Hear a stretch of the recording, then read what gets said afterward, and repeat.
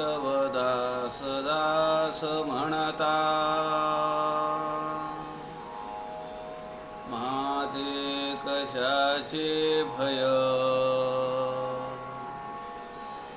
रामा जाईन ज्या स्थळी सुख घना होईल तेथे जय रामाया भुवनात्रयी तुझ विणा नाही तुझा तारक रामा तू सकलार्थ पूर्ण करीशी तू तात मी बालक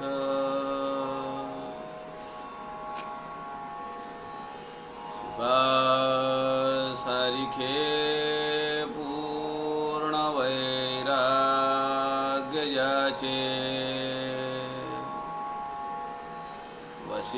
वसिष्ठा परी ज्ञान योगेश्वराचे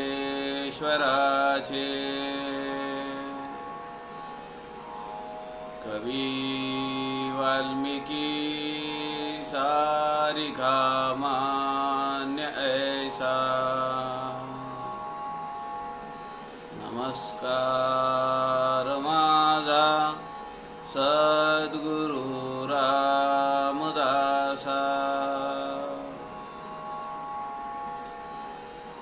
मला वाटते अंतरी त्वा वसावे तुझ्या दासबोधासी त्वा बोध व्हावे अपत्या परी पाजवी प्रेम रसा महाराजया सद्गुरु रामदासा जय जय रघुवीर समर्थ सब संतन की जय।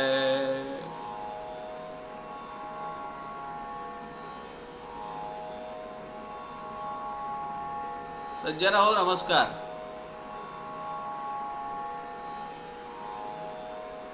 समर्थ रामदास स्वामींच्या वाङ्मयावर आधारित प्रस्थान त्रयीचं आपण चिंतन करतो आहोत। सध्याच्या या अभूतपूर्व भयावह अशा परिस्थितीत आदरणीय प्रवीणजी शास्त्री यांच्या सहयोगाने त्यांच्या सूचनेनुसार संत समागम या लाईव्ह फेसबुक पेजवरून आपण बऱ्याच दिवसांपासून ग्रंथराज दासबोधाचं चिंतन करतो आहोत, मनन करतो आहोत, अभ्यास करण्याचा प्रयत्न करतो आहोत। काल आपण दशक 17 समास 4 पाहिला। अनुमान निरसन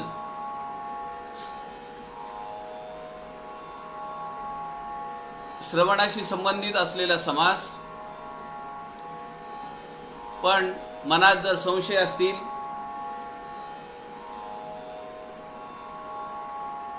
तर आपल्याला जे काही सांगायचे ते नीट सांगता येणार नाही किंवा जे ऐकायचं आहे तेही ऐकता येणार नाही। म्हणून मनामध्ये कुठलाही संशय, विकल्प, अंदाज असता कामा नये, प्रचिती घेतली पाहिजे, अनुभव घेतला पाहिजे असं समर्थ सांगतात। आणि त्यालाच धरून, त्या प्रचितीला, अनुभवाला धरून समर्थ पुढचा समास आपल्या समोर ठेवताय। दशक 17 समास 5 अजपा निरूपण। खरं तर अजपा म्हणजे काय असा एक प्रश्न साधारण माणसाला पडतो। जप आम्हाला माहिती आहे, पण अजपा म्हणजे काय? म्हणजे जप करू नका असं आहे का? लावलं की तसं होत आहे, पण सगळीकडेच लावलं म्हणजे त्याच्या विरुद्ध अर्थ असा होतो असंही नाही. माझं मन हे चपळ आहे, पण अचपळ मन माझे नावरिता आवरेना, समर्थ करुणाष्टकात म्हणतात. अचपळ आणि अचपळ ते एवढं चपळ आहे की फारच चपळ आहे, म्हणून ते अचपळ मन माझे नावरे आवरिता. तसं जप करायचा आहे, पण कुठलंही साधन न घेता, त्या जपामध्ये लिप्त न होता, बाह्यांग बहिरंगामध्ये कुठेही जपाची कुठलीही निशाणी न दाखवता तो जो जप करायचा आहे त्याला अजपा असं म्हणलेलं आहे. खरं तर आपण मनामध्ये किंवा वैखरीतून शब्दांनी म्हणा, किंवा कंठस्थानावरून म्हणा, किंवा पश्यंती म्हणा हृदयस्थानातून, किंवा पोचलेले जे लोक आहेत ते परावाणीतून जप करतात. म्हणून मी मागे म्हणालो की जे परावाणीनं जप करायचे त्यांचं नाव परांजपे पडलं. तसा समर्थ आपण जे पाहतो वरपांगी किंवा जो नेहमी दिसणारा जो जप आहे, तर तो वैखरी वाणीतून होतो किंवा मनातून होतो. आणि सद्गुरूंनी दिलेला जो मंत्र असतो त्याचं आपण चिंतन करतो, स्मरण करतो, त्याचं अखंड अनुसंधान करतो, आणि तो जप जो करतो तर तो असतो आपला नेहमीचा जप, वैखरी वाणीतून असेल. पण हा जो जप आहे समर्थांनी दशक 17 समास 5 मध्ये सांगितलेला, हा अजपा निरूपण आहे, अजपावर केलेलं निरूपण. म्हणून समर्थांनी या ठिकाणी असं सांगितलंय, अजपा म्हणजे जो असा या रुटीन पद्धतीनं करायचा नाही. अखंड ध्यान निरूपणामध्ये समर्थांनी आपल्याला सांगितलं की जे प्रचलित ध्यान आहे त्यापेक्षा ते वेगळं ध्यान आहे, अखंड ध्यान. आणि हा जो अजपा आहे तो जप करायचा नाहीये, तर जो चालू आहे तो पाहायचा आहे, तो अनुभवायचा आहे. म्हणून या जपाला समर्थांनी अजपा असं नाव दिले. शास्त्रामध्ये याला सोहम साधना असं सुद्धा म्हणतात.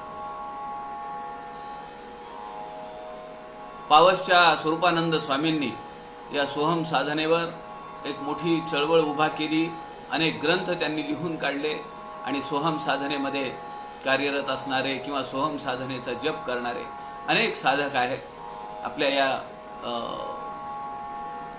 व्यासपीठावर आपल्या परिवारामध्ये सौ अपर्णा वांगीकर आहेत. त्यांनी मला आज सकाळी ती सगळी प्रक्रिया किंवा त्यांच्या सद्गुरूंची ती आठवण हे सगळं माझ्याकडे पाठवलं.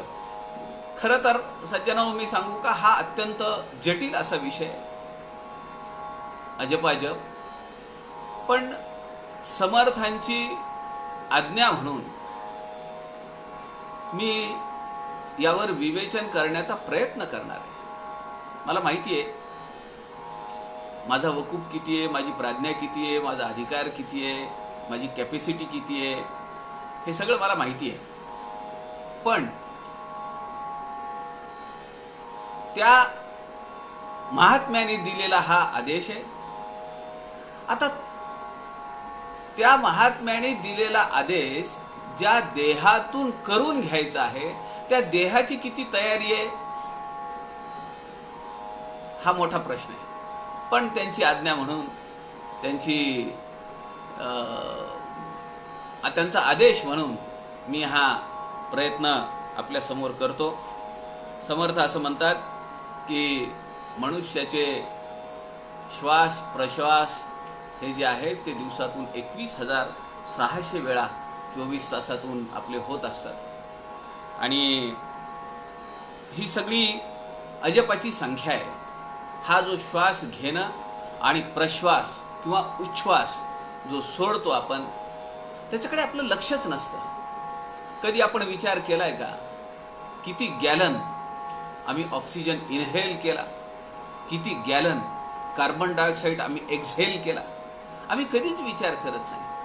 आज ही जी भयावह परिस्थिती आहे कोरोना संसर्गाची, यामध्ये लंग्स काम करत नाहीत, फुफ्फुस काम करत नाहीत. श्वसन मार्गाचा हा आजार आहे. हा विषाणू श्वसन मार्गावर अटॅक करतो आणि मग जी लेवल लागते ऑक्सिजनची लेवल, तर ती लागते, ती नॉर्मल लेवल असते ही 92, 90, 91, 92 ही नॉर्मल लेवल असते. पण याच्या खाली ऑक्सिजनची पातळी आली की डॉक्टर म्हणतात की तुम्हाला आता ऑक्सिजन बेड लागणार आहे, आणि तो आमच्याकडे नाही आहे. आणि मग ऑक्सिजन बेड कुठे मिळेल, किंवा त्यासाठी जी धावपळ माणसाची होते, कारण आपल्या समोर जो आपला पेशंट असतो, नातेवाईक असतो, त्याला धाप लागलेली असते, त्याला बोलता येत नाही, चालणं तर फार दूरचं राहिलं, बोलणं सुद्धा अत्यंतिक श्रम झाल्यासारखे होतात, दम लागतो.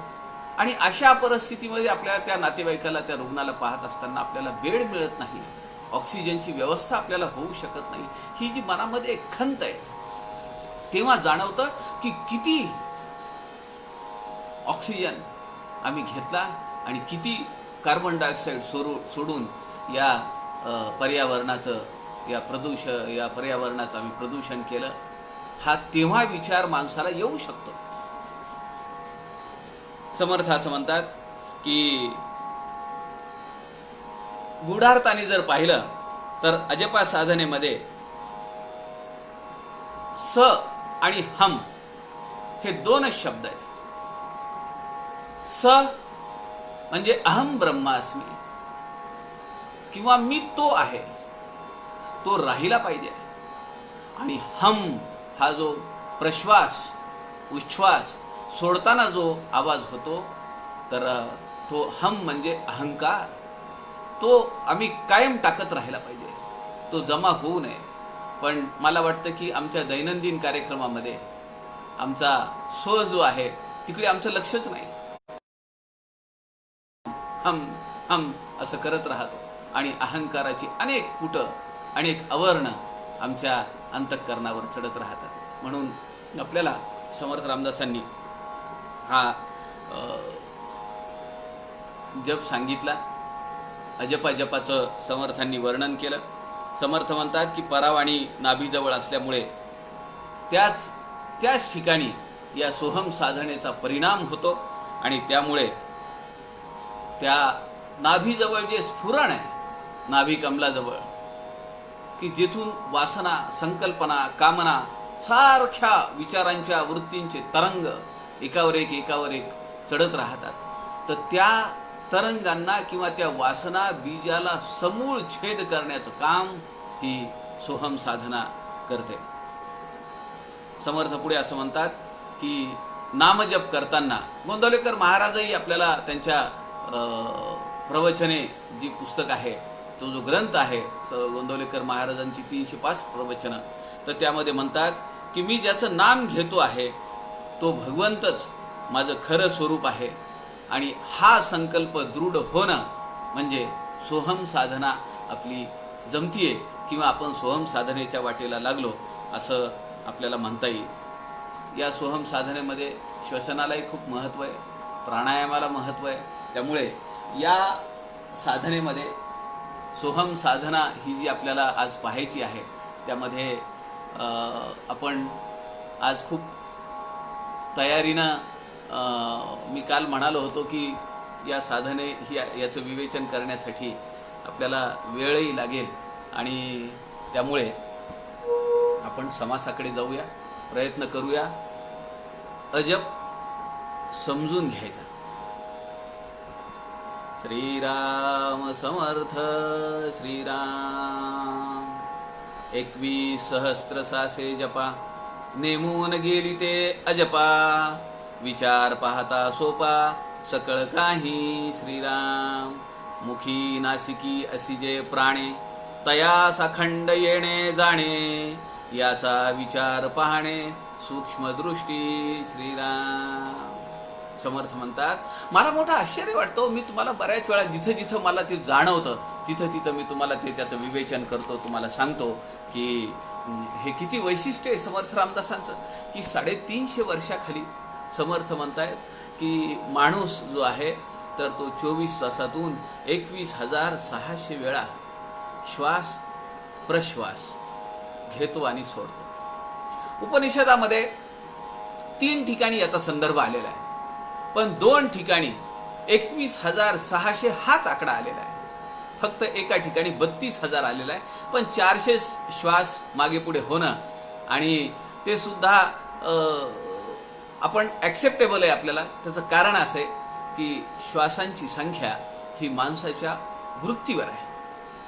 आपल्याला कल्पना आहे त्याची की जेव्हा आपण शांत असतो, निर्विकार असतो, स्वस्थ असतो, तेव्हा संथ गतीनं श्वास चालू असतो. आणि तेच जर मला कोणी म्हणाले की काय बोलता येत नाही, कशाला बोलताय तुम्ही, विनाकारण आमचा वेळ घालवताय, असं कोणी काही म्हणालं की मग मी चिडतो, मला अपमान झाल्यासारखं वाटतं, मला खेद वाटतो, मला क्रोध येतो काही वेळा. आणि मग अशा वेळी श्वासांची संख्या वाढते.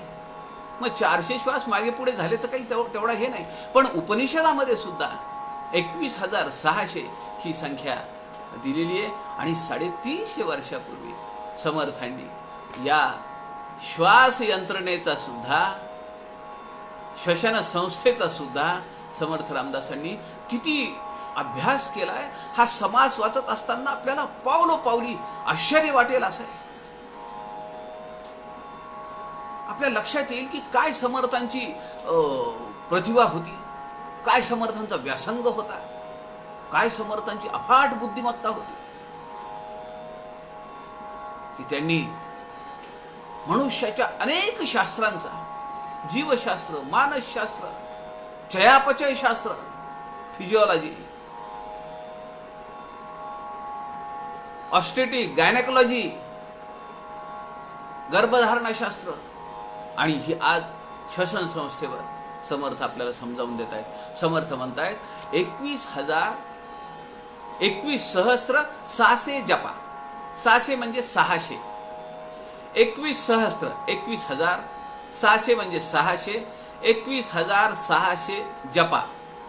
नेमून गेली ते अजपा. अजपाने हा नेम लावलेला आहे. विचार पाहता सोपा सकळ काही.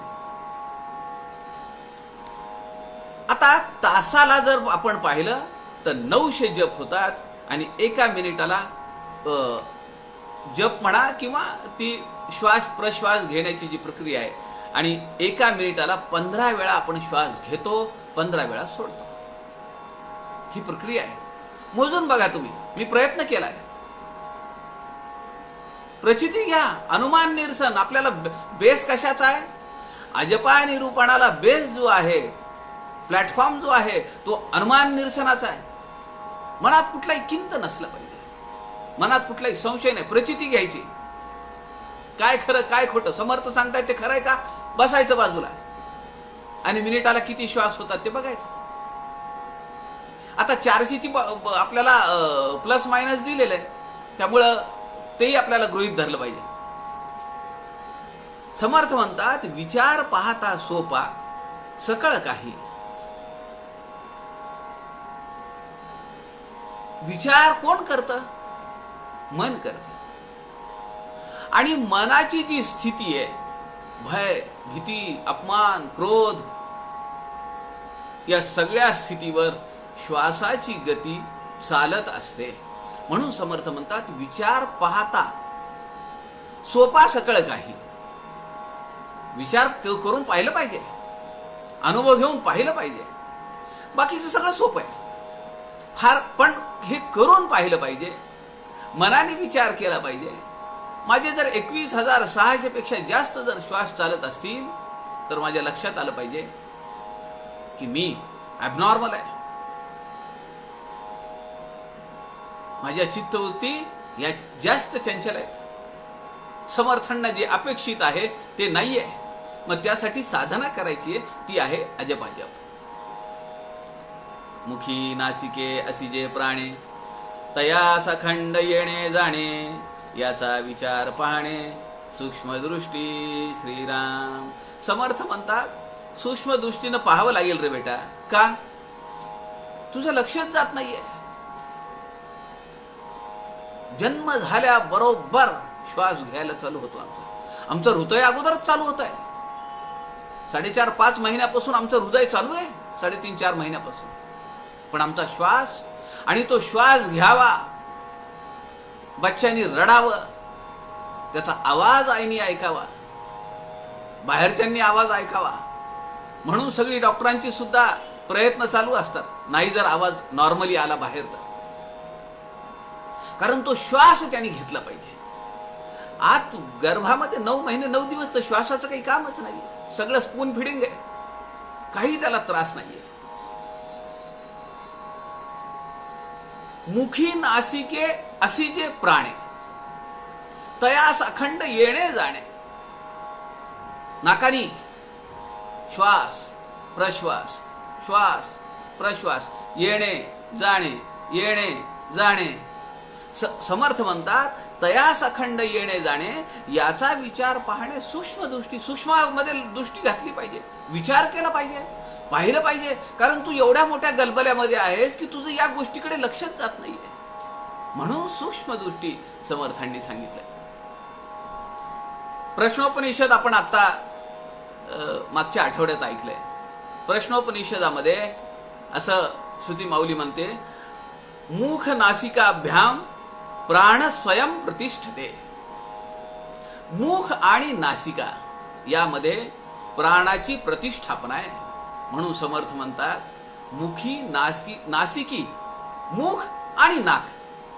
म्हणजे आपल्या लक्षात येईल की समर्थांचा दासबोध ज्यांना खरा आकळून घ्यायचा आहे, खरा समजून घ्यायचा आहे, त्यांनी side by side, parallel, contemporarily, simultaneously उपनिषदांचा अभ्यास केला पाहिजे. उपनिषदांचा अभ्यास हा ग्रंथराज दासबोध अत्यंत सहजपणे उकलून दाखवण्यासाठी, तुमच्या पुढ्यात ठेवण्यासाठी त्याचा उपयोग होईल. रामकृष्ण मठाने उपनिषदांवर ग्रंथ काढलेले आहेत, आपण ते घेतले पाहिजेत. तसा माझ्याकडे 8 वर्षाखाली, 8-9 वर्ष झाली त्या गोष्टीला, कल्याण मासिक माझ्याकडे येतं 15 वर्षापासून. कल्याण मासिकाने एक ग्रंथ काढला आणि तो होता उपनिषद विशेषांक. 110 उपनिषद त्यामध्ये त्याचं वर्णन आहे. खरे तर 10 प्रमुख उपनिषद, दशोपनिषद असं त्याला म्हणतात, की ज्यावर आद्य शंकराचार्यांनी त्यावर चर्चा केलेली आहे, वाद घातलेले आहेत, संवाद निर्माण केलेला आहे, त्यावर टीका टिप्पणी झालेली आहे. असे हे 10 उपनिषद आहेत. पण माझी अशी आपल्या सगळ्यांना विनंती आहे की रामकृष्ण मठाची जी उपनिषदांवर ग्रंथ आहेत त्याचं कारण मी तुम्हाला सांगतो, की ही जी उपनिषदांचे जे ग्रंथ आहेत त्या ग्रंथांमध्ये उपनिषदाचं तत्व सांगत असताना त्याला उदाहरणं दिलेली आहेत. त्यामुळे ती तुमच्या चपकल पटकन लक्षात बसतात. कारण अगोदरचा विषय हा जटिल आहे, उपनिषदांचा अवघड आहे, किचकट आहे, साधारणपणे आकलन होणारा नाहीये आपल्यासाठी. तो संत महात्म्यांना, महानुभावांना, साधकांना तो पटकन लक्षात येईल, अधिकारी पुरुषांना, कारण तो त्यांनी सांगितलेला आहे. आपली साधना तेवढी नाहीये, मग तो आपल्याला सहज सुलभ करून सांगितलेला आहे रामकृष्ण मठानी. आणि रामकृष्ण मठानी 10 उपनिषदांवर ग्रंथ काढलेले आहेत. ते आपण ते मिळवले पाहिजेत. अत्यंत सुरेख ग्रंथ आहेत, कमी किमतीमध्ये आहेत आणि प्रत्येक तत्वाला त्यांनी उदाहरणं दिलेली आहेत. आपल्या दैनंदिन जीवनातली उदाहरणं असल्यामुळे ते तत्व जे आहे ते आपल्या अंतःकरणामध्ये ठसतं, पटकन समजतं. जसं प्रश्नोपनिषदामध्ये सांगितलंय की मुख नासिकाभ्याम, मुख म्हणजे तोंड, नासिक म्हणजे नाक, मुख नासिकाभ्याम प्राण स्वयं प्रतिष्ठिते. प्राणाची प्रतिष्ठापना ही मुख आणि नाक यामध्ये आहे. म्हणून समर्थांनी ओवी क्रमांक 2 मध्ये आपल्याला असं सांगितलंय, मुखी नासिके असी जे प्राण. तिथं त्याची प्रतिष्ठापना आहे, तिथं आहे, पण तो येतो जातोय. मुळी पाहता एक स्वर, त्याचा तार मंद्र घोर, त्या घोराहून सूक्ष्म विचार अजपाचा श्रीराम. मी मागे आपल्याला म्हणालो, धन्य ते गायनी कळा. काल आपण संत समागम या फेसबुकवरनं आपण काल दुपारी संगीत सभा ऐकली. अत्यंत श्रवणीय आणि शेवटचं जे पद मेधाताईंनी जे घेतलं होतं ते फारच सुरेख मिरेचं भजन होतं. आजही आपल्याला बघूया कितपत जमतंय ते काही संदर्भ घेण्यासाठी. तर मला आपल्याला सांगायचा हा मुद्दा आहे की तार, मंद्र, घोर हे गायनशास्त्रातले प्रकार आहेत. तार उच्च स्वर, मंद्र म्हणजे मध्यम स्वर आणि घोर म्हणजे खालचा स्वर. तर समर्थांचं गायन किंवा श्वासावर म्हणा, मी तर म्हणालो की सुरुवातीला श्वसन यंत्रणेवर, श्वसन संस्थेवर समर्थांचा हा समास आहे, पण गायन कलेवर सुद्धा समर्थांचं किती अधिकारी पण होतं ते आपल्याला लक्षात येईल. मी आपल्याला म्हणालो की मागे आमच्या परभणीचे सुरमणी पंडित कमलाकरराव परळीकर यांनी समर्थांच्या गायनशास्त्राच्या विवेचनावर, समर्थांच्या अनेक वाङ्मयांमध्ये गायनशास्त्रावर काय काय लिहिलं, त्याची PhD आहे त्यांची. आपल्याला आश्चर्य वाटेल, म्हणजे समर्थांनी गायनशास्त्रावर किती ठोकताळे लिहिलेले आहेत, किती सूक्ष्म अभ्यास केलेला आहे की ज्यावर लोक PhD करतायत. आणि आज नाही, या गोष्टीलाही झाली असतील 10-1 वर्ष. समर्थ म्हणतात, मुळी पाहता एक स्वर, त्याचा तार, मंद्र, घोर, त्या घोराहून सूक्ष्म विचार अजपाचा.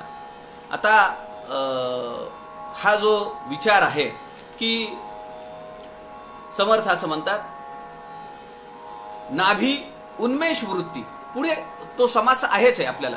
नाभी ही उन्मेष वृत्ती, त्यातून अनेक विचारांचे तरंग उठत राहतात. हृदय हे ध्वनीचं माध्यम आहे, ध्वनीचं ठिकाण आहे. कंठ हा नाद आहे आणि वैखरी हा तोंडातून शब्द येतो.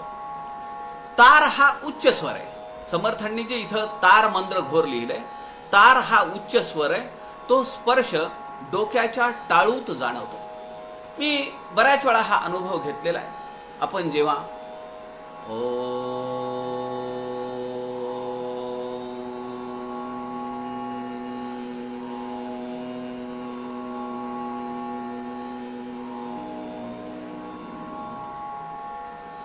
असा ओंकार जेव्हा करतो, तो म जो आहे ना, आपण ओठ मिटायचे, डोळे मिटायचे आणि तो आपला जो स्वर आलेला आहे तो जाऊन टाळूला भिडतो. त्याची अनुभूती घ्या. पहा तुम्हाला माहिती आहे, तुम्ही सगळी लोक पोचलेली आहात, मला माहिती आहे. पण आता काय की मलाही काही राहवत नाही, किंवा मला जे जाणवलं ते मी तुमच्यासमोर ठेवायचा प्रयत्न करतोय. हा जो उच्च स्वर आहे तार, तो त्या टाळूला जाऊन स्पर्श करत असतो. आणि मंद्र किंवा मध्य जो आहे तो हृदयातून निघणारा स्वर आहे. आणि घोर जो स्वर आहे तो खालचा आहे, तो सूक्ष्म आहे. या समर्थ असं म्हणतात की त्या घोराहून सूक्ष्म विचार अजपाचा, म्हणजे या जो खालच्या पट्टीतला जो स्वर आहे की जो उन्मेष वृत्तीला स्पर्श करून निघतो आहे, समर्थ म्हणतात अजपा हा त्याच्या खाली आहे, म्हणजे नाभीच्या खाली आहे, कुंडलिनीच्या खाली आहे. आणि का खाली आहे तर ते पुढे आपल्याला सांगितलेलं आहे की त्याचा उपयोग कसा होतो, तर तो त्याचं काय काम करतो ते. समर्थ म्हणताय की त्या घोराहून सूक्ष्म विचार अजपाचा. पुढच्या ओळीमध्ये समर्थ सांगतात, सारी गम पद निस, सरी मातृका सायास, प्रथम स्वरे मातृकास, म्हणून पहावे श्रीराम. पहा, पहिल्या चरणामध्ये सारी गम पद निस आलंय, दुसऱ्या चरणामध्ये सरी आलंय, मातृका सायास. समर्थ म्हणताय प्रथम स्वरे मातृकास म्हणून पहावे. आता असं आहे की तंबोरा आहे, सा रे ग म प द नि सा रे. हा जो तंबोरा आहे, या तंबोऱ्यामध्ये आघात नाद आणि अनाहत नाद असे 2 नाद आहेत. आपल्याला माहिती, ज्यावर आघात केल्यानंतर जो नाद निघतो त्याला आपण आघात नाद म्हणतो. आणि तो किंवा त्याला नुसता नाद म्हणतो. आणि जो कुठेही आघात होत नाही पण एक नाद निघत असतो, तो जो नाद असतो तो आहे अनाहत नाद. आणि या साधन प्रक्रियेमध्ये आपल्याला अनाहत नाद ऐकू येतो.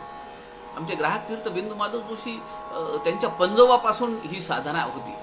आणि ते आम्हाला बऱ्याच वेळा म्हणायचे की मी तुम्हाला हे करून दाखवतो. आणि ते आम्ही बऱ्याच वेळा ते अनुभवलेलं आहे, त्यांच्यासोबत राहत होतो तेव्हा.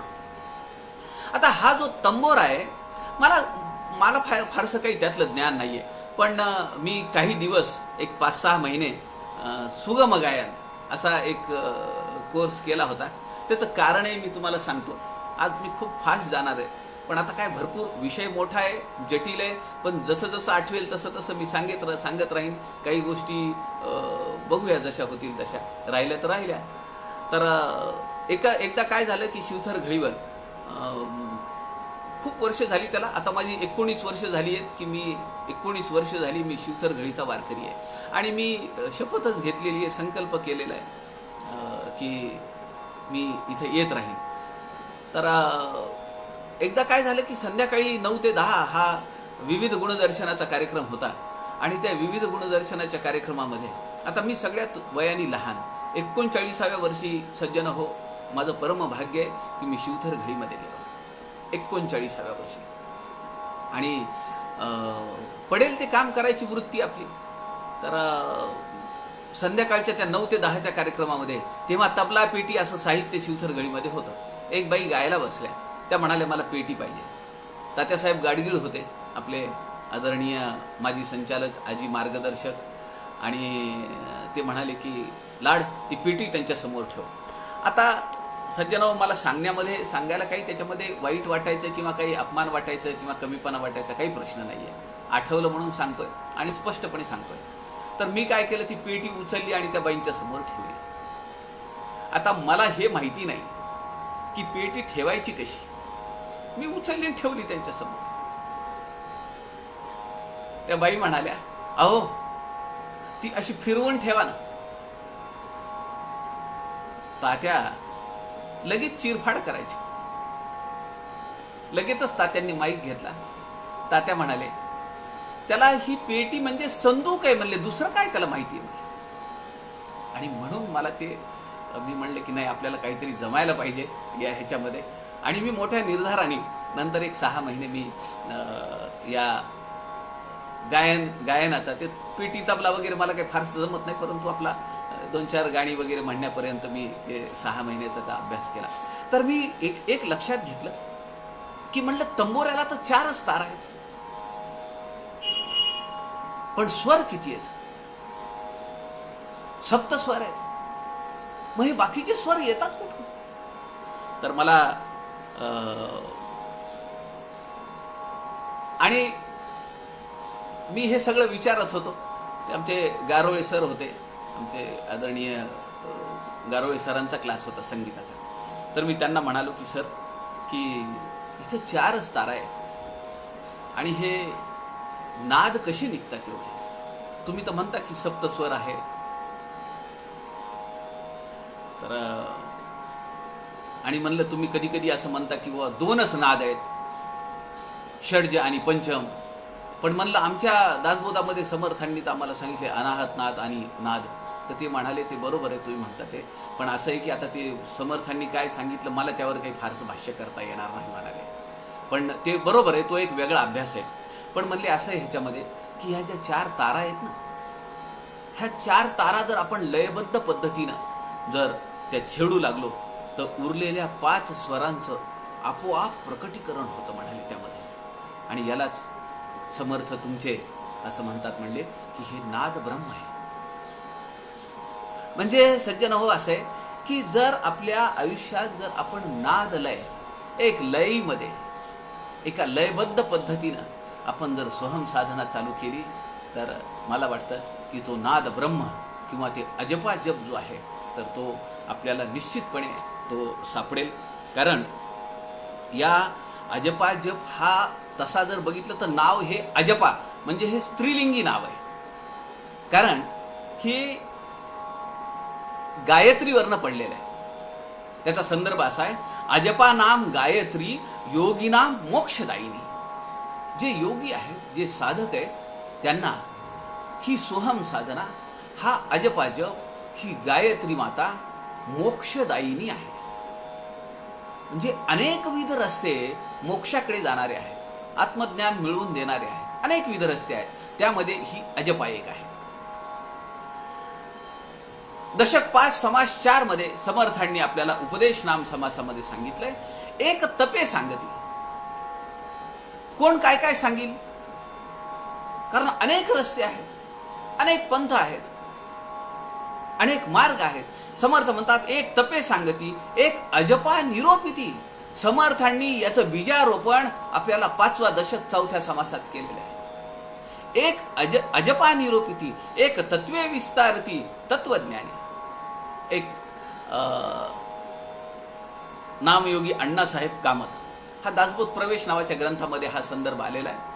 नामयोगी अण्णासाहेब कामत, मी काल आपल्याला म्हणालो की हा जो समास आहे, तर या समासाला त्यांनी नाव दिले रहस्य पेटिका. मानवी जीवनाचं रहस्य या समासात ठेवलेलं आहे. रहस्य पेटिका नावाचा त्यांनी एक समास एक लेख लिहिला सज्जनगड मासिकामध्ये. या गोष्टीला झाली 30-35 वर्षापूर्वीचा तो काळ आहे. आणि त्या लेखामध्ये अण्णासाहेब कामत म्हणतायत, पारायण किंवा वाचन करताना श्री समर्थ सांगताहेत आणि आपण ऐकत आहोत ही भावना असली पाहिजे. पहा, वाचन करताना समर्थ रामदासांच्या कुठल्याही वाङ्मयाचं किंवा अजपा निरूपण समासाचं, ग्रंथराज दासबोधातल्या कुठल्याही समासाचं ते वाचन करत असताना त्यांनी जे काही मुख्य बिंदू दिले ते मी तुम्हाला सांगतो आहे. अण्णासाहेब कामत असं म्हणतात की पारायण किंवा वाचन करत असताना आपली धारणा अशी पाहिजे की समर्थ सांगतायत आणि आम्ही ऐकत आहोत. म्हणजे आपण किती लक्षपूर्वक त्या शब्दाकडे आपलं ध्यान असलं पाहिजे, आपलं चित्त असलं पाहिजे, हे त्यांना अधोरेखित करायचं आहे. वाचन म्हणजे बोट फिरवणे नव्हे, नेहमीची पारायण पद्धती नव्हे. झालं वाचून, झाला माझा दशक, झाला माझा समास, झाला माझा ग्रंथ, असं नव्हे. समर्थ सांगतायत आणि मी ऐकतो आहे. समजा खरोखर असं जर झालं, समर्थ प्रकट झाले आणि म्हणाले मी तुला दासबोध सांगतो, आपण सर्वांगाचे कान करून ऐकू का नाही? पंचप्राण कानात आणून आपण ऐकू का नाही? तसं अण्णासाहेब कामत सांगतायत. अशी भावना असली पाहिजे. चारी खाणी, जारज, अंडज, स्वेदज, उद्बीज हे सगळे श्वासोश्वास करतात. हा नियम समर्थांनी या समासामध्ये आपल्याला सांगितलेला आहे, या अजपा निरूपणामध्ये. गोव्याचे एक पूजनीय रघुवीर सावरकर, त्यांनी 600 ओव्यांचा तूर्त बोध नावाचा एक ग्रंथ लिहिला. ग्रंथाचं नाव आहे तूर्त बोध. 600 ओव्यांचा ग्रंथ आहे. आणि त्यामध्ये ते म्हणतात, सावधान चित्ती आसनी बैसावे. बघा, सावधान चित्ती, चित्त कसं असलं पाहिजे? सावधान असलं पाहिजे, दक्ष. आसनी बैसावे, या अजपा जपाचे ध्यानी लागावे. अजपा जपाच्या ध्यानी लागलं पाहिजे, त्याचं ध्यान आपल्या अंतःकरणात उतरलं पाहिजे. तरीच परम पद पावावे अक्षय सिद्धी जे. असं पद आपण मिळवलं पाहिजे या साधनेद्वारे की जे आपल्याला अक्षय सिद्धी म्हणजे परब्रह्मापर्यंत नेऊन पोचवेल. सद्गुरूंनी दिलेला मंत्र, पुढे ते म्हणतात, सावरकर म्हणतात, सद्गुरूंनी दिलेला मंत्र श्वासावर जरी बसवला तरी तो अजपा जप होतो. बरेच जण आहेत बरं का असे. म्हणजे आमच्या ग्राहक तीर्थ बिंदू माधव जोशींनी आम्हाला हे जेव्हा बोलत असतील, जेव्हा त्यांचा मूड असायचा आणि या गोष्टी जरा निघाल्या आणि दर्दी लोक समोर दिसली की ते आम्हाला या सगळ्या खाचाखोचा सांगायचे, तर ते म्हणायचे की तुम्ही श्वासावर बसवा. समर्थवरती सुनील दादा चिंचोळकर पण आपल्याला बऱ्याच वेळा सांगायचे की श्वासावर तुम्ही तुमचा जप बसवला पाहिजे. काही लोक आवाजावर बसवतात. एक नेहमीचं उदाहरण आहे, कशासाठी? पोटासाठी, खंडाळ्याच्या घाटासाठी. कशासाठी? पोटासाठी, खंडाळ्याच्या घाटासाठी. हा जो आवाज आहे ना, तर रेल्वेमधून जाणारा जो आवाज आहे, त्या आवाजावर बसवलेलं हे वाक्य आहे. आता माझा अनुभव सांगतो. आमच्या घरी एक मशीन आहे, वॉशिंग मशीन आहे, जुनी मशीन आहे. त्याला कपडे टाकावे लागतात, पावडर टाकावी लागते, पाणी टाकावं लागतं. आणि ती जी मशीन आहे ना, ती मशीन काय करते, अशी फिरते. मला एके दिवशी मी असं बसलो होतो आणि मशीन चालू होती. खूप वर्षापूर्वीची गोष्ट आहे, आता ते आहे, ती चालू अवस्थेत आहे. त्याला कधीतरी वापरतो आम्ही, रोज नाही वापरत. तर मी असं बसलो होतो आणि मला असं वाटलं, अरे मशीन ओंकार म्हणतीये काय? ओम ओम. मी म्हणलं आपली मशीन तर फार जुनी आहे, ओंकार म्हणतीये. आता नवीन नवीन मॉडेल आलेले. माझ्या एका मित्राकडे गेलो मी, तो म्हणाला ही ऑटोमॅटिक मशीन आहे. म्हणलं बा हो, मला माहिती आहे, आमच्या भावाने घेतली आहे. भाऊजाई ती सांगत होती आम्हाला की हे मशीन आहे, त्याच्यामध्ये त्याला नळ लावले, 24 तास तो चालू असतो, पण पाहिजे तेवढंच ते पाणी घेतं. पावडर भरून ठेवलेली आहे, सर्फ एक काय असेल ती एक्सेल वगैरे काय काय, हां दाग कितने अच्छे है, तर ती पावडर भरून ठेवलेली आहे आणि ती मशीन पाहिजे तेवढी पावडर घेते. मी म्हणलं हे माहिती आहे बा मला, अजून तुझ्याकडे काय नवीन व्हर्जन आले काय? तो म्हणाला नवीन व्हर्जन आहे, आत्ता आलंय मॉडेल. म्हणलं त्याच्यात काय ऑटोमॅटिक? तो म्हणाला आम्ही कपडे सगळे इथं भरून ठेवतो, तो कॅन लावलेला आहे म्हणला, आणि त्यातले ते कपडे पाहिजे तशी घेते मशीन. मी म्हणलं मग तसं ते कशासाठी? तो म्हणाला नाही, आता कॉटन कपडे धुवायचेत ना, तर फक्त कॉटनचे कपडे घे, त्याच्यामध्ये टेर्लिन टेरिकॉट वगैरे असे कपडे घेणार नाही. म्हणलं कमाल आहे, काय काय निघतंय. नशीब की तुम्ही इथं बसून राहा, तुमचे कपडे काढून मशीन घेईल, असं होत नाहीये. माणसाला काय आळस, त्याला सुख वस्तू पाहिजे तेवढं तसंच आहे ते. कपडे घालायचा आणि कपडे काढायचा कंटाळा आहे. विनोदाचा भाग सोडून द्या, पण आवाजावर, श्वासावर, खरं तर हा श्वासावर आपल्याला हा जप बसवायचा आहे. आणि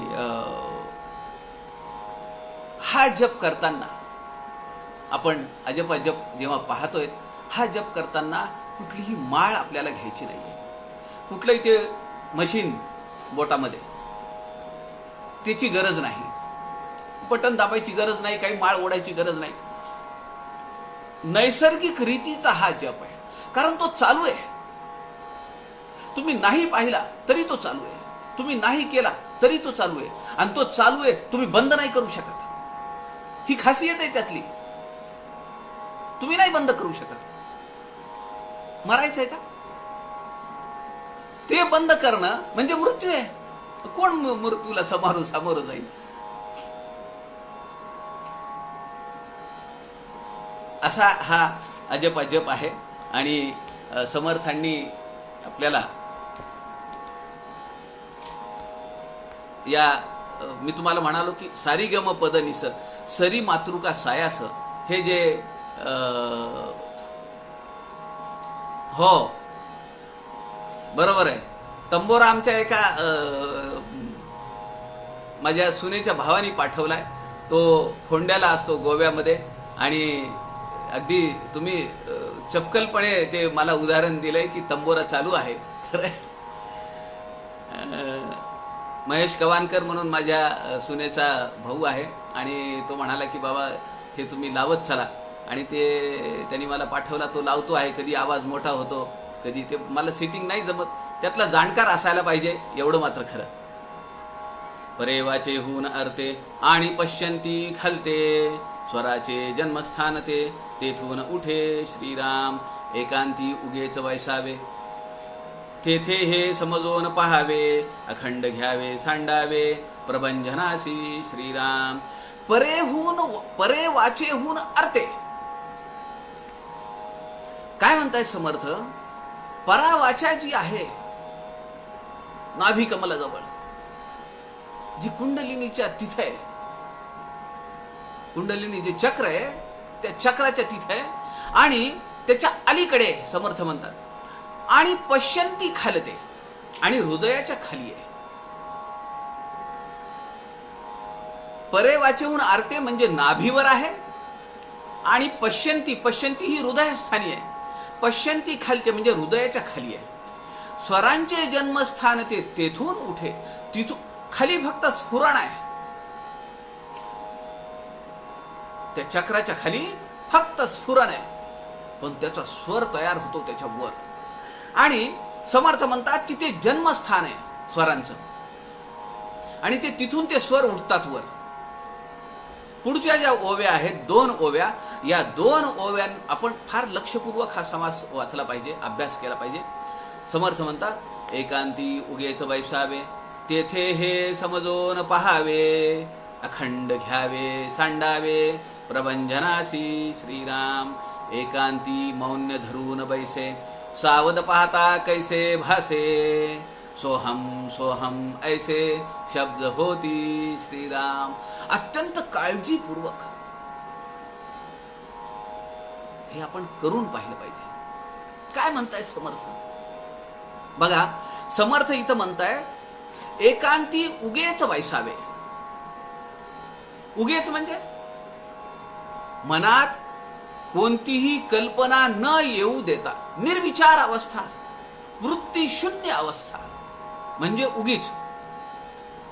माणूस एखादा बसलेला असतो, आपण काय म्हणतो, काय बसला रे उगीच, काही कामधंदा नाहीये का, म्हणजे हालचाल कर, एक काय शांत बसला असतो.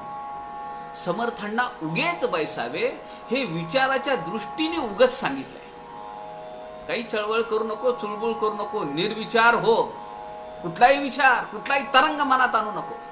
एकांती उगेच बैसावे, एकटा बस, लोकांतामध्ये नको, कोंडाळ्यात नको, आप्त स्वकीयांमध्ये नको, मित्रांमध्ये नको. एकांती उगेच बैसावे, तेथे समजून पहावे, अखंड घ्यावे सांडावे. अखंड कंटिन्युअस प्रोसेस आहे. घ्यावे श्वास, सांडावे प्रश्वास. कर कुणाला काय घ्यावे, काय सांडावे? समर्थ म्हणतात, प्रभंजनासी.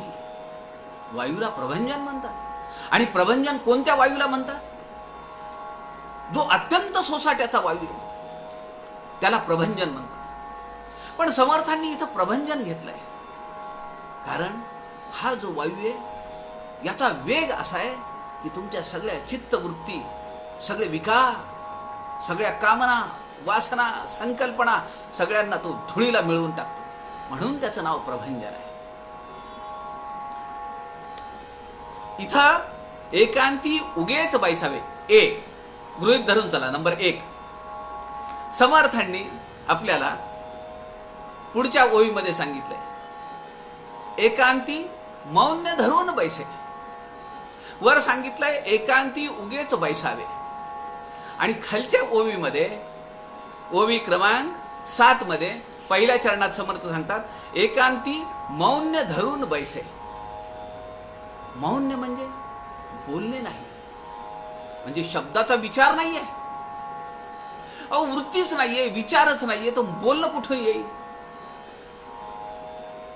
कारण ते बोलणं बाहेर येण्यासाठी स्वर, त्याला नाद, त्याला कंठ, आणि तो वैखरीतून बाहेर पडला तर तो शब्द आहे.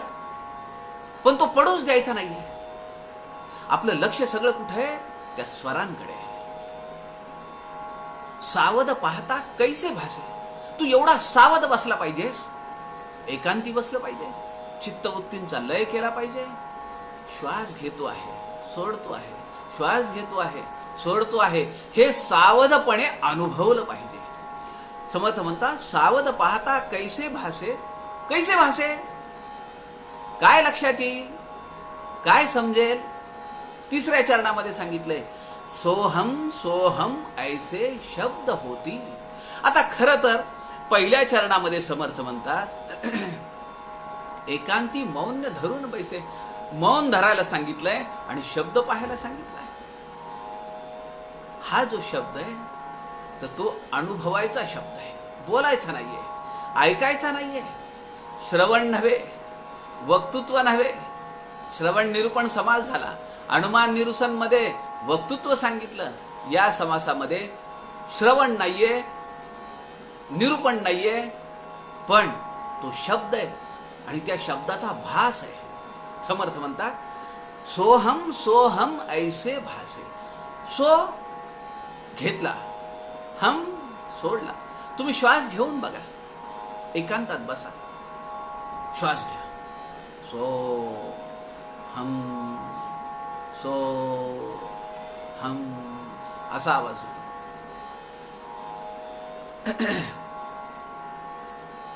अजून एका ठिकाणी समर्थांनी एकांती बसण्याबद्दल सांगितलंय. शिष्या एकांती बैसावे, स्वरूपी विश्रांती सजावे, तेणे गुणे दृढावे, परमार्थ हा श्रीराम. दशक 6वा, दशक 5वा, समास 6वा.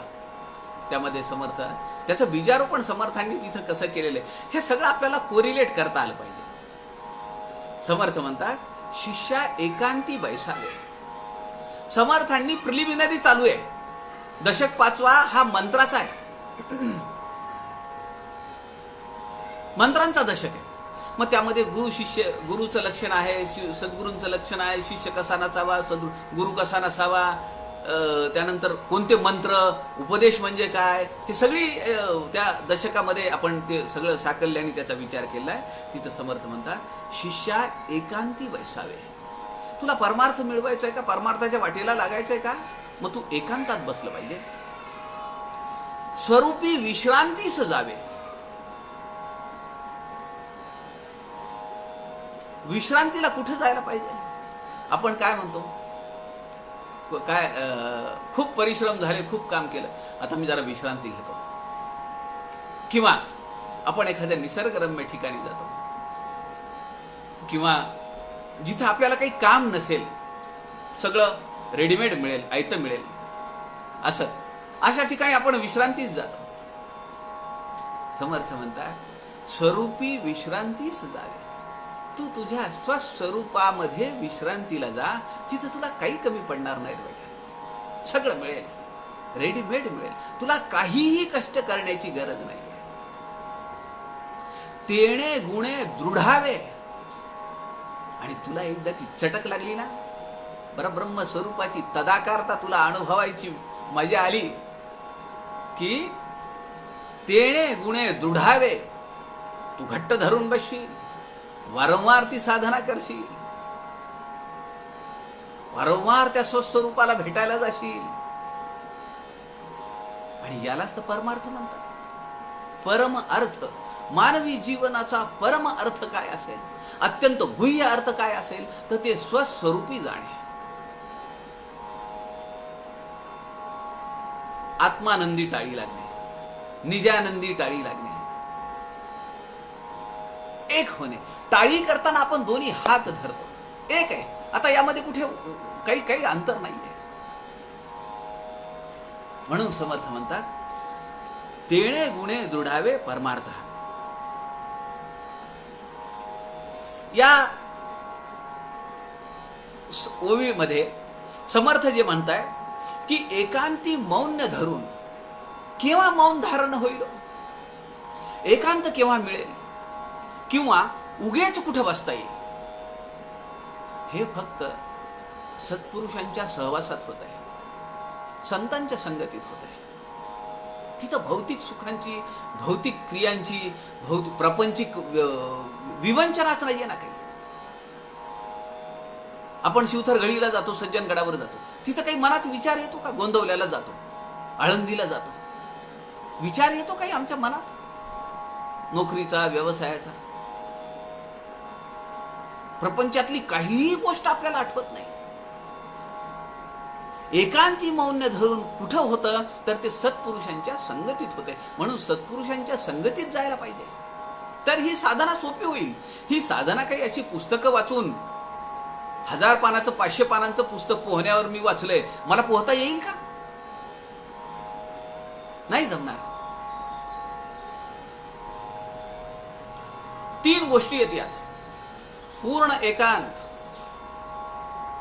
मौन, बोलणे नाही मनाने, तोंडाने, आणि तिसरं सावधपणे पाहणे. हा सावध समर्थांचा शब्द सगळीकडे, कारण समर्थ म्हणतात सावध सर्व विषयी. समर्थ चतुसूत्री मुख्य ते हरिकथा निरूपण, दुसरे ते राजकारण, तिसरे सावधपण सर्व विषयी श्रीराम. मग सोहम साधनेमध्ये का नको, परमगुह्य आपल्याला प्राप्त करून घ्यायचं. जो अनाहत नाद मध्ये चालू आहे, तो अनुभवायचा आहे, तो पाहायचा आहे, ऐकायचा आहे, त्याला चिकटून राहायचं आहे. मग सावध लागेलच ना, बेसावध असून कसं चालेल. 3 गोष्टी आपल्याला या 3 ओव्यांमध्ये समर्थांनी सांगितलेल्या आहे.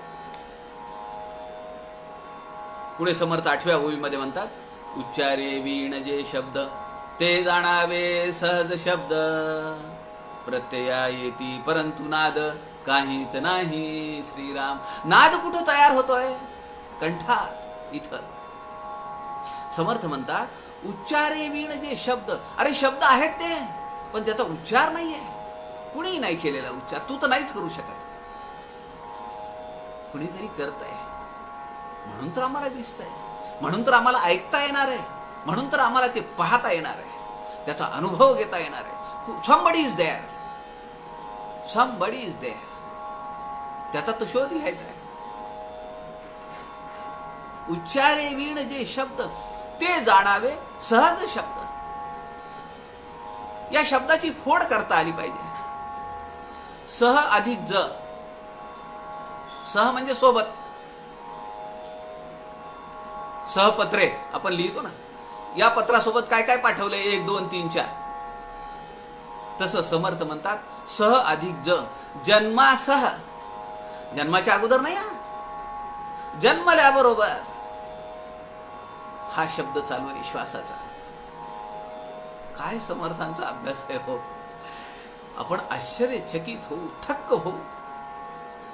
विवर्ता विशेषा विशेष कळो लागे. समर्थ म्हणतात, ते जाणावे सहज शब्द.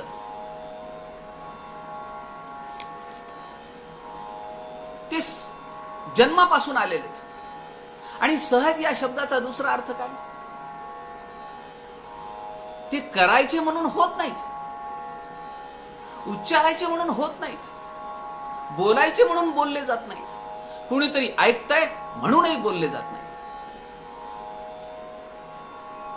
आणि आम्हाला ऐकायचे नाहीत म्हणून बंदही होऊ शकत नाहीत. सहज शब्द. उच्चारे वीण जे शब्द ते जाणावे सहज शब्द. प्रत्यया येती परंतु. प्रत्यया येती तिसरा जो चरण आहे, प्रत्यया येती परंतु नादा असा तिसरा चरण आहे, पण त्यामध्ये आपल्याला फोड केली पाहिजे.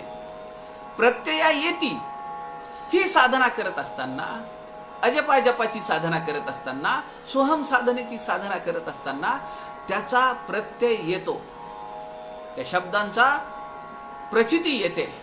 परंतु पुढे ढकलायचं त्याला. नाद काहीच नाही, त्याला नादच नाहीये. का? तर तो कंठात येतच नाहीये ना. त्याचं स्थान कुठे आहे? आपल्याला सांगितलंय, परावाचे अर्थे पश्यंती खालते. नाभीच्या वर आणि हृदयाच्या खाली. आता याच्यासाठी काय आहे की थोडं जरा शरीरशास्त्र समजून घेतलं पाहिजे. आपण काय केलं पाहिजे की षटचक्र दर्शन आणि भेदन नावाचं एक पुस्तक आहे. ते पुस्तक छोटंच आहे, 100-125 पानांचं आहे, पण खूप सुरेख पुस्तक आहे, थोडक्यात सांगितलेलं आहे. आणि त्याच्यामध्ये महत्वाचं म्हणजे सज्जन हो असं आहे की ते एका डॉक्टरांनी लिहिलेलं पुस्तक आहे, वैद्यांनी लिहिलेलं पुस्तक आहे.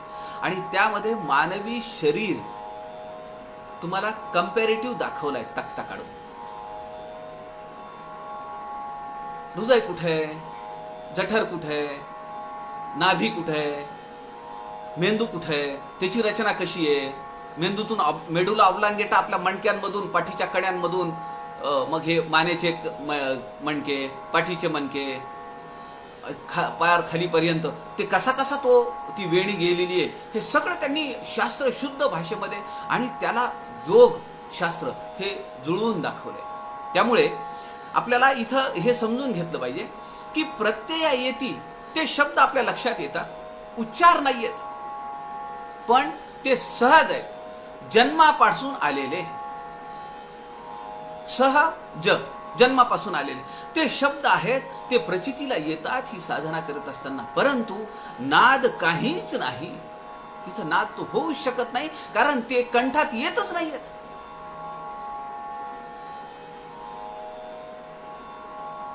ते शब्द सांडून बैसला, तेथे कोण शब्द झाला, सोहम ऐसा भासला अंतर्यामी श्रीराम. ते शब्द सांडून बैसला. बघा काय रचना आहे शब्दांची. समर्थ म्हणतात, साधक सोहम साधना करत असताना सो हम धरिता सो सोडिता हम, जप चाले सोहम सोहम, जप चाले सोहम सोहम. समर्थ म्हणतात ते शब्द सांडून बैसला. ते जे शब्द तू प्रचिती घेतलेली आहेस ते शब्द धरायचे नाहीत, ते सांडायचे आणि निवांत बसायचे. पुन्हा उठायचं नाहीये, काही चलनवलन नाहीये. ते शब्द सांडून बैसला की ज्याचा प्रत्यय प्रचिती घेतलीये. वरच्या ओळीमध्ये समर्थांनी सांगितलंय मला, प्रत्यया येती, प्रचिती घ्यायची आहे त्याला. तू प्रचिती घेतली ना, आता सोडून दे. एखादी वस्तू आपण हातात घेतली, कुणीतरी म्हणतं अच्छा मग आता परवा दिवशी आपण बघितलं, माननीय पंतप्रधान मोदींना गुरुजींनी सांगितलं संकल्पासाठी हातात पाणी घ्या, अक्षत ठेवा, फूल घ्या, ते सोडून द्या. हा तुमचा संकल्प आहे आजचा. हातात घेतलं, सोडून दिलं. सो हम या शब्दाची प्रचिती घेतली, सोडून दिली. घोकणे नाही. आपण कोण घोकणार आहेत? Somebody is there. त्याचं चालू आहे ते शब्द सांडून बैसला, तो मौनी म्हणावा भला. वर समर्थ असं म्हणतात, एकांती मौन्य धरून बैसे. वर प्रोसेस आहे आणि वर थेरी आहे, खाली प्रॅक्टिकल आहे. समर्थांनी त्याला भला म्हणलाय. वर प्रोसेस सांगितली, हे केलीये म्हणून तो भला आहे. शाबासकीची थाप आहे पाठीवर. व्हेरी गुड, शाबास. असं तो मौनी म्हणावा भला, योगाभ्यासाचा गलबला या कारणे. इथं योग आलाय म्हणजे समर्थांचा अभ्यास योगावर सुद्धा किती आहे बघा ना. किती सिस्टीम आल्या तो यामध्ये. श्वसन यंत्रणा, श्वसन संस्था आली, संगीत आलं, योग आला, बैठक आली. या सगळ्याचं पर्यवसान कशात होतंय? समर्थ म्हणतात हे सगळं जे आहे ते कुठे जातं, ह्याची परिणती कशात होते? निर्विकल्प समाधीमध्ये होते. म्हणून तो मौनी आहे, म्हणून त्याला भला म्हणलेला आहे. या ओवीमध्ये सगळ्या योगशास्त्राचं सार आहे. समर्थ म्हणतात तो गलबला, त्याच्या पाठीमागे तुम्ही लागू नका. मी जेवढं सांगतो तेवढंच करतो. विनाकारण अनेक पुस्तकं धुंडाळत बसू नको. बहुशास्त्र धुंडाळीता माहितीये, मनाच्या श्लोकामध्ये सांगितलंय. फार अभ्यास करू नको. आयुष्य किती आहे माहित नाही तुला. आताच 50-55 होऊन गेली. आता कधी अभ्यास करणार? कशाला पुस्तकं पाहतो? मी सांगतो तेवढं कर ना बेटा. मी आहे तुझ्या पाठीमागे. या ओवीमध्ये सगळ्या योगशास्त्राचं सार आलेलं आहे. अहो स्वानुभव दिनकर करते, दिनकर स्वामी. स्वानुभव दिनकर नावाचे 4 खंड आहेत. त्या ग्रंथामध्ये दिनकर स्वामी लिहितात की समर्थांनी त्यांना योग प्रक्रिया समजावून सांगितली आणि ते सगळं विवरण, तो स्वतंत्रच विषय, त्याचा इथं संदर्भ आपल्याला किंवा ती सांगत बसायला वेळ नाही. आज मला वाटत नाही की, कारण 3 वाजून गेलेले आहेत आणि या समासामध्ये एकूण 24 ओव्या आहेत. ठीक आहे, आज झालं तर ठीक आहे, नाही तर मग बाकीचं उद्या आपण पाहूया. पण मला असं वाटतं की उगीच घाई गर्दी करण्यात अर्थ नाही. समर्थ या ठिकाणी म्हणतायत की मी जे तुला सांगतो योगाभ्यासाचा गलबला या कारणे. सगळा योगाभ्यास मी काढलाय, त्याचं सार केलंय आणि तुला मी इथं सांगतो आहे. मी जेव्हा हे सगळा अभ्यास करत होतो तेव्हा कठोपनिषदामध्ये निर्विकल्प समाधी, त्यालाच परमगती असं म्हणलेलं आहे. कठोपनिषदामध्ये 2ऱ्या अध्यायातल्या 3ऱ्या स्कंदामध्ये समर्थ त्याला धरून, त्या निर्विकल्प समाधीला धरून असं म्हणतात की ही, त्याला समर्थांनी नाव दिलेले दासबोधामध्ये विज्ञान वृत्ती. निर्विकल्प समाधीला समर्थ म्हणतात अज्ञान सरे, अज्ञान सरे, ज्ञान तेही नुरे. म्हणजे हा जग काही चाललेला आहे हे मला अज्ञान आहे, पण सोहम साधनेनी अजपा जपानी मला त्याचं ज्ञान झालं. पण पुढच्या चरणात समर्थ म्हणतायत अज्ञान सरलं, ज्ञान तेही नुरे. तो जप चाललाय हे सुद्धा संपलं. आता मी काय करतोय, फक्त मला माहिती आहे, मी त्या जपाकडे पाहत नाही, मी तो शब्द बोलत नाही, मी फक्त त्याचा अनुभव घेतो आहे. आणि समर्थांनी ह्याला नाव दिलंय विज्ञान वृत्ती उरे, म्हणजे ते स्वस्वरूपी जाणे. ओवी क्रमांक 10 मध्ये पुढची जी ओवी आहे त्यामध्ये परत समर्थ म्हणतात एकांती मौन्य धरून बैसला, तेथे कोण शब्द झाला, सोहम ऐसा भासला, अंतर्यामी श्रीराम. वर समर्थ म्हणतात की शब्द सोडून दिला. पुढे खालच्या ओळीमध्ये म्हणतात एकांती मौन्य धरून बैसला, एकांतात बसलाय, कुठलेही विचार नाहीत, निर्विचार अवस्था. तो तेथे कोण शब्द झाला. आता शब्द कुठे, तू सोडून दिला ना त्याला, अशी आपली प्रचिती झाली पाहिजे. धरलाय ना, सोडून दिला. म्हणून समर्थ म्हणाले वर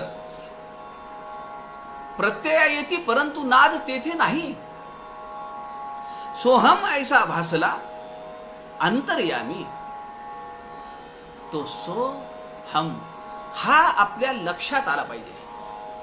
समर्थ पुढे म्हणतात मौन्य धरून म्हणजे संकल्प विकल्प शून्य अवस्था. कुठला हो ही शून्य अवस्था, अवस्था कशी येईल? संकल्प विकल्पातली शून्य अवस्था कुठली? परब्रह्म प्राप्तीच्या अगोदरची शून्य अवस्था ते वेगळं आहे.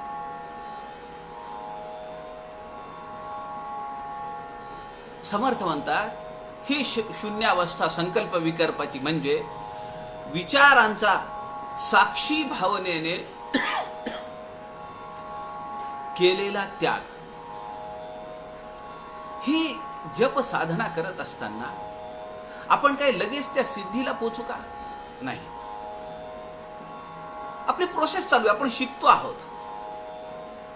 समर्थ म्हणतात विचारांचे तरंग येत राहतील, पण त्या विचारांचा तू साक्षी भावनेनं त्याग केला पाहिजे.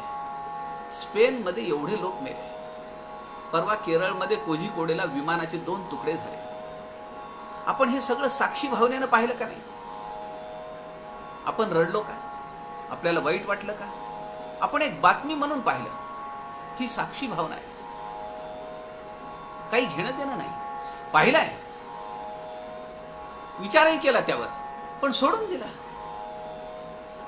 तो विचार सारखा मनात आणला का? विमानाचे तुकडे झाले, आता कसं झालं, मग केवढ्यातून विमान होतं, मग पायलट गेला का, त्याचे आई वडील कुठे, किती लोक होते, मध्ये तुकडे झाले, मग मध्ये कोण होतं, काही विचार नाही. समर्थ म्हणतात साक्षी भावनेनं विचारांचा त्याग केला पाहिजे.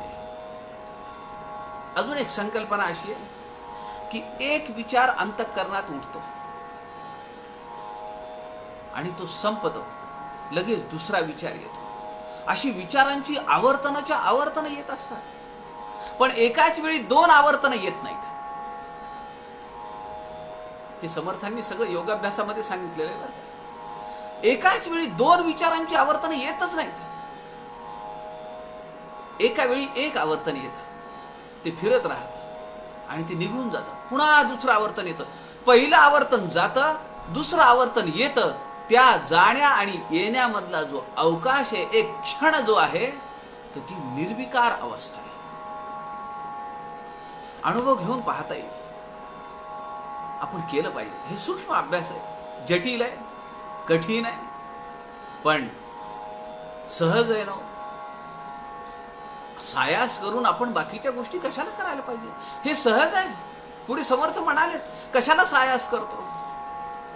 सायास म्हणजे प्रयत्नाने, कष्टाने, हट्टाने, आग्रहाने कशाला करतो? हे सहज आहे ना, हे करतो. पण हे समजून घेतलं पाहिजे. अज्ञान सरे ज्ञान तेही नुरे. तो जो क्षण आहे, एक तरंग विचारांचा गेला, दुसरा आला. जाण्या आणि दुसरा येईपर्यंत जो क्षण आहे तो आपल्याला पकडता आला पाहिजे आणि त्या क्षणात आपल्याला राहता आलं पाहिजे मॅक्सिमम वेळ. मग तिथं जर राहायचं असेल तर तरंग दुसरा नाही येऊ दिला पाहिजे. मग समर्थ तेच तर सांगताय, साक्षी भावनेनं त्या विचारांना चिकटवू नकोस आपल्याजवळ, त्यांना धरू नकोस. काहीही होऊ दे तिकडे, जग राहाटी बुडू दे, पण तू ते अंगाला लावून घेऊ नकोस. धरिता सो सांडिता हम, अखंड चाले सोहम सोहम. याचा विचार पाहता बहु विस्तारला श्रीराम. समर्थ म्हणताय, धरिता सो सांडिता हम, श्वास घेताना सो हम सो हम, अखंड चाले सोहम सोहम. अखंड प्रोसेस चालू आहे जन्मापासून आमच्या. याचा विचार पाहता बहुशब्द पुढे ढकलून द्यायचा. तिसऱ्या चरणामध्ये असा आहे, ही ओवी अशी आहे, धरिता सो सांडिता हम, श्वास घेताना सो, प्रश्वास टाकताना हम. आवाज येतोय बघा तुम्ही. त्याच्यासाठी एकांतात बसलं पाहिजे. विचारांचा त्याग करून मौन गर्भावस्था अवस्थेमध्ये बसलं पाहिजे. धरिता सो सांडिता हम, अखंड चाले सोहम सोहम. याचा विचार पाहता बहुशब्द पुढे ढकलायचा. चौथा चरण काय? विस्तारला. याचा विचार पाहता बहु विस्तारला श्रीराम. समर्थांना असं सांगायचंय की साधना करत असताना याचा प्रत्यय येईल की अरे हा सोहम सोहम जप तर सगळ्या चराचरामध्ये चालू आहे. माझ्या शेजारी जो बसलेला आहे त्याच्याकडे चालू आहे. माझ्या गोठ्यामध्ये जी गाय तिच्यामध्ये चालू आहे. माझ्या पाठीमागच्या बाजूला परसामध्ये व्हरांड्यामध्ये जी झाडं लावलेली आहेत तिथं पण चालू आहे. बहुविस्तारला. आणि तो जर मी असेल, सोहम मी आहे, तोच मी आहे म्हणजे सा. आणि हम मी अहंकाराचा त्याग करतो, अहंकाराला सोडून देतो. मी माझं स्वरूप आहे, तूच आहेस, तत्वमसी. मग हा जो जप आहे किंवा हे जे तत्व आहे बहुविस्तारला, सगळीकडे परब्रह्मात त्याचा विस्तार झालेला आहे.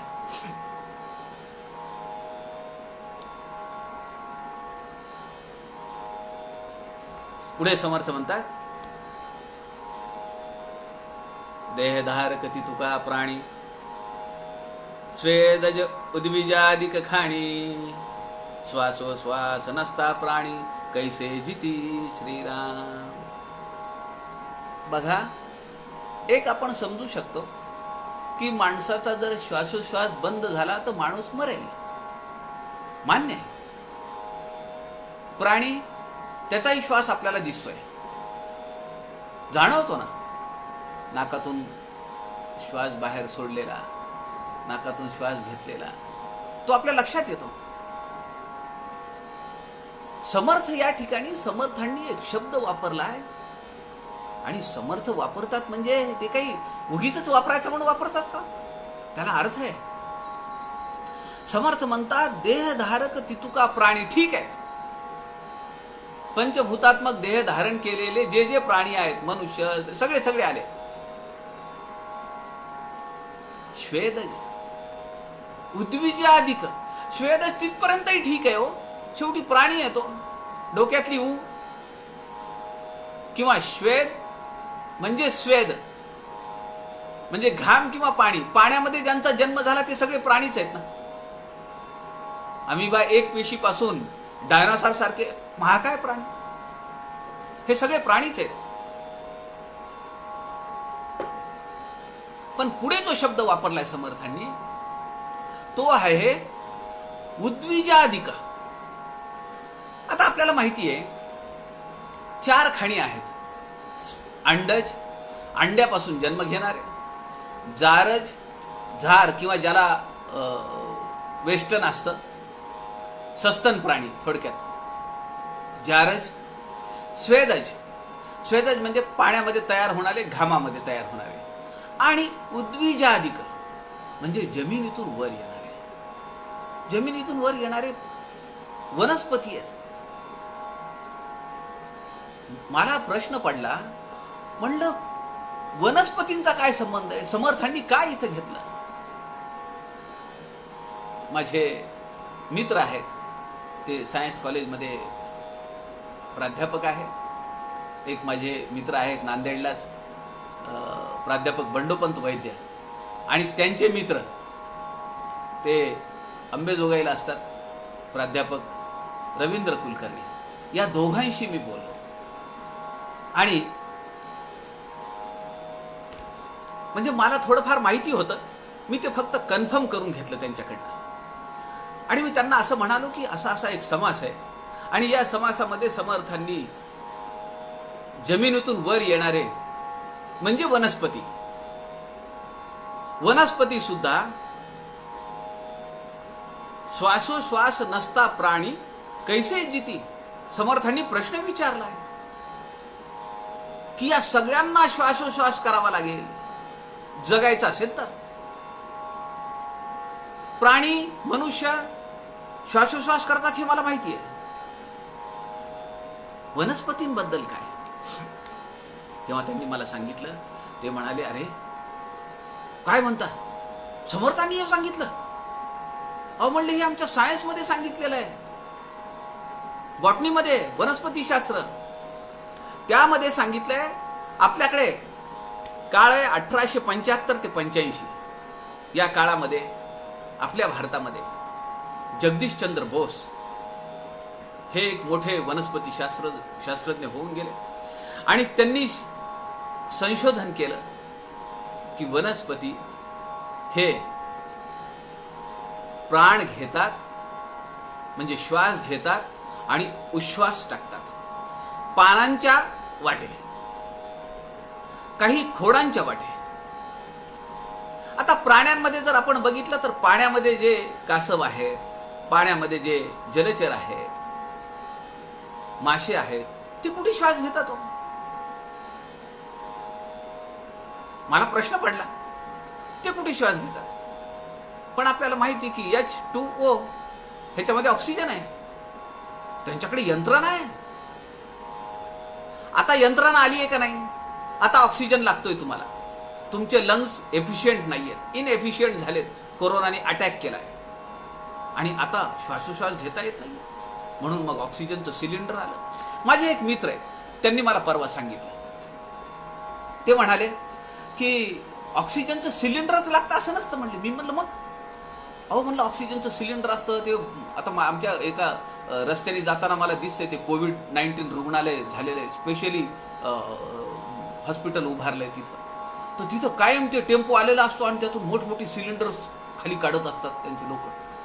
ते सगळे PPE किट घालून, ते सगळे ते प्लास्टिक वापरलेलं, माणसं दिसत नाही, ते सगळं प्लास्टिक घालताना दिसतं आणि ते मोठमोठे सिलेंडर काढत असतात. मी चौकशी केली, ते म्हणाले ऑक्सिजनचे सिलेंडर आहेत. मग ते माझे मित्र म्हणाले, आता ऑक्सिजन आपल्या घरात जर तुम्हाला लागतंय का म्हणले. मी म्हणले नाही, आज मला नाही लागत, पण माहिती असलेली बरी ना. ते म्हणाले 35,000 मध्ये मिळतं ते मशीन, एवढं मशीन आहे म्हणाले. 18-20 किलो त्याचं वजन आहे, 15 ते 20 किलो. त्याला सिलेंडर लागत नाही, काही नाही, बटन लावायचं आणि ते नळी इथं ठेवायची. हवेमधला ऑक्सिजन ते घेतं, हवा घेतं, प्युरिफाय करतं, पाण्यातून नेतं ते. मग माझ्या लक्षात आलं की पाण्यातले मासे, पाण्यातले जलचर, पाण्यातले कासव ते काय करतायत, तर ते असं करतायत. ते काय करतं मशीन, तर त्या पाण्यातून ती हवा खेचून घेतं, ती फिल्टर करतं, प्युरिफाय करतं, ऑक्सिजन कंप्रेस करतं, कॉन्सन्ट्रेट ऑक्सिजन. आणि तो ऑक्सिजन इथे ती ट्यूब लावली की श्वासासोबत मध्ये जातो. असं वनस्पती सुद्धा करतात. वनस्पतींना भावना असतात. जगदीशचंद्र बोसांनी हे लावलं, याचा शोध लावलेला आहे. मला हे आमच्या प्राध्यापक बंडोपंत वैद्यांनी, आणि त्यांनी ते माहिती काढून पाठवली मला. लोक किती आपल्यासाठी करतात बघा ना. म्हणजे मला त्या दोघांना त्यांचे ऋण व्यक्त करायचे, कृतज्ञता व्यक्त करायची आहे. जगदीशचंद्र बोसांनी वनस्पतींना भावना असतात हे सिद्ध करून दाखवलं. आणि आपल्यापैकी किती जणांनी पाहिले मला माहिती नाही, पण लाजाळू नावाची वनस्पती आहे. आता लाजणे हा प्रकार आपल्या सगळ्यांना माहिती आहे. त्या वनस्पतीचं नाव आहे लाजाळू. आपण तिला सहज स्पर्श केला की ती जी पानं आहेत ना ती अशी मिटतात आणि ते लाजणं असा तो त्यातला प्रकार आहे. तर त्यातून आपल्याला जगदीशचंद्र बोसांनी सांगितलं की वनस्पतींना भावना असतात. सज्जन हो, 1875 ते 1885 काळामध्ये, या 10 वर्षांमध्ये वनस्पती श्वास घेतात हा शोध, आणि वनस्पती लाजतात, वनस्पतींना भावना असतात. वनस्पतींची उंची वाढते याचा शोध त्यांनी लावला. ती उंची कशी वाढते, ती उंची का, ड्वार्फिझम काय येतं वनस्पतींच्या उंचीमध्ये? काही झाडं उंच वाढतात, काही खुजी राहतात. का होतं असं? तर तिथं सुद्धा भावना आहेत. आणि क्रेझोग्राफर नावाचं यंत्र जगदीशचंद्र बोसांनी तयार केलं आणि ते त्यांनी पटवून दिलं, संशोधन केलं की तुम्ही जर त्यांना चांगलं ॲटमॉस्फिअर दिलं, चांगलं वातावरण ठेवलं. मी वेटरनरी डॉक्टर आहे, मी तुम्हाला सांगतो, संशोधनाने हे सिद्ध झालंय. दूध काढायच्या अगोदर अर्धा तास गोठ्यामध्ये संगीत लावायचं, सुगम गायन म्हणा, काल आपण ऐकलेले शास्त्रीय खयाल म्हणा, आलाप म्हणा, ते लावायचे आणि मग दूध काढायला बसायचे. दूध वाढतंय, प्राण्यांना भावना आहेत, संगीत ऐकायला मिळतंय, बरं वाटतं ना. म्हणून समर्थांनी 14 ब्रह्मामध्ये एक ब्रह्म सांगितलंय, नाद ब्रह्म. आणि तंबोरेच्या 4 तारा जरी असल्या, 2 नाद जरी असले, तरी पण बाकीचे सगळे नाद आपसूकपणे प्रकट होतात. ही सगळी लीला आहे आणि हे कुणीतरी करतंय. मी अजून थोडा त्यांना माहिती विचारली. जॉन एंगनहाऊस नावाचा एक शास्त्रज्ञ आहे, जॉन एंगनहाऊस. तो नेदरलँडमध्ये त्याचा जन्म झाला. त्याचा काळ आहे 1730 ते 1799. 1730 ते 1799. त्यांनी 2 शोध लावले. एक, वनस्पती त्यांचं अन्न स्वतः तयार करतात. त्या प्रोसेसला आपल्याला माहिती आहे, फोटोसिंथेसिस असं नाव आहे. ते अन्न त्यांचं तयार करतात. आणि दुसरा शोध आहे, प्लांट्स कॅन ब्रीथ. सगळी हवा आत घेतात, कार्बन डायऑक्साईड पचवतात आणि ऑक्सिजन बाहेर सोडतात. समर्थांनी 350 वर्षापूर्वी कसा अभ्यास केला असेल, कुठलं यंत्र वापरलं असेल, पण समर्थ आम्हाला मोठ्या आत्मविश्वासाने ओवी क्रमांक 12 मध्ये सांगतायत, श्वासोश्वास नसता प्राणी कैसे जिती. मग त्यामध्ये अंड, जार, स्वेदज आणि उद्भिज आहेत. वनस्पती सुद्धा श्वास घेतात, हे समर्थांनी अजपा निरूपण मध्ये सांगितलंय. काय किती मोठा आयाम आहे, किती मोठा विस्तृत असा, किती कंगोर आहेत या समासाला.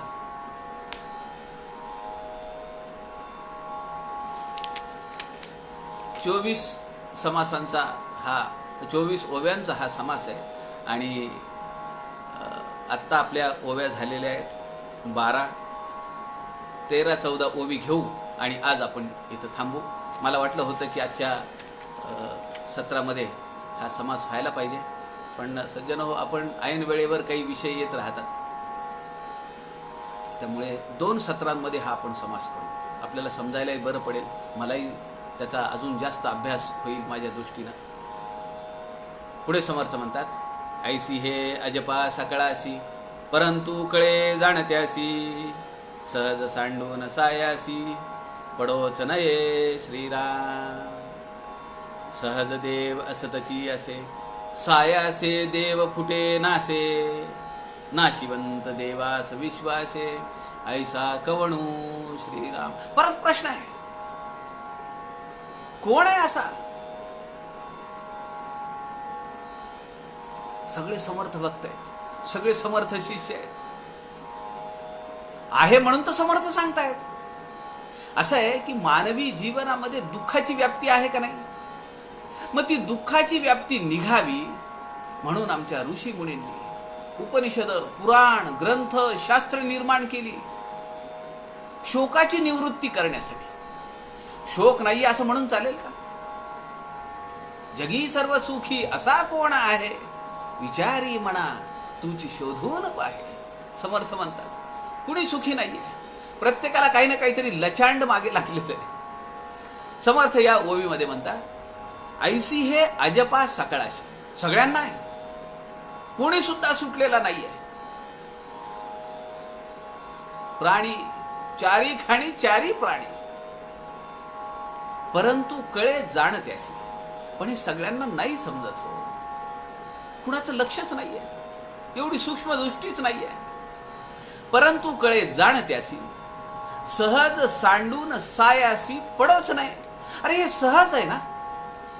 सहज या शब्दाचा पुन्हा अर्थ असा घेतलाय की अरे तुझ्या जन्मासोबत दिलंय ना मी. आपण गावाला चाललो आणि पिशवीमध्ये आईने पोळी भाजी दिलेली आहे मला, आणि मला लागली आहे भूक. मग मी विचार करतो स्टेशन येईल का, मग मला वडापाव मिळेल का, मग तो चांगला असेल का खायला काय मिसळ मिळेल. मग माझं मन म्हणतं अरे आईने पोळी भाजी दिली आहे ना, मग ती खा की, कशाला इकडे तिकडे फिरतोस. जसं समर्थ म्हणताय, परंतु कडे जाणत्याशी, सहज सांडून जे तुला दिलंय, तुझ्या सोबत आहे, तुझ्या आत आहे, ते तू बाजूला टाकलं आणि सायासी. मोठे सायास केले तो त्यांनी. एखादा प्रसंग असतो घरामध्ये, एखादं कार्य असतं, मग आपण त्याची तयारी करतो, त्याला सायास म्हणतात. प्रयत्नपूर्वक, आग्रहाने, हट्टाने, थोडे परिश्रम घेऊन. समर्थ म्हणतात हे काही करायची गरज नाहीये. कशाला त्या भानगडीत पडतो, कशाला ते सायास करतो. विना सायास हा शब्द माहिती की ना आपल्याला, आपोआप, ऑटोमॅटिक, रेडीमेड, हे सगळं तुझ्यात आहे. सहज देव असतची असे. असतची असे या शब्दाचा अर्थ आहे की तो अगोदर होता, तो आत्ता आहे, आणि सगळं संपल्यानंतर तो असणार आहे. ते परब्रह्म स्वरूप, ते स्वस्वरूप, तेच मोक्ष. सहज देव असतची असे, तो असणारच आहे. सायासे देव फुटे नासे, आणि तू करतोयस म्हणाले. ह्याची मूर्ती कर, त्याची मूर्ती कर.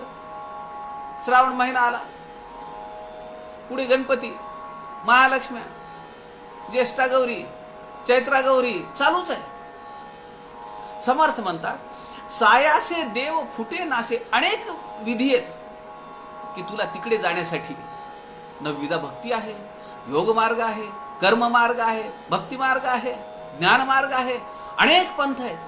पण ते सगळे सायास घेऊन करावे लागतात. इथं काही करावं लागत नाही. तू फक्त एकांती बस, शांतपणे बस, मनात विचार आणू नको. पहा त्याला काय लागतंय तुला.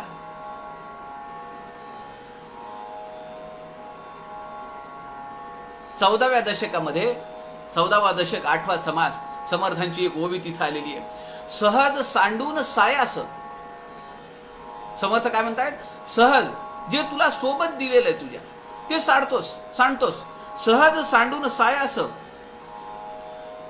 हाची कोणी एक दोष, हा माणसातला दोष आहे.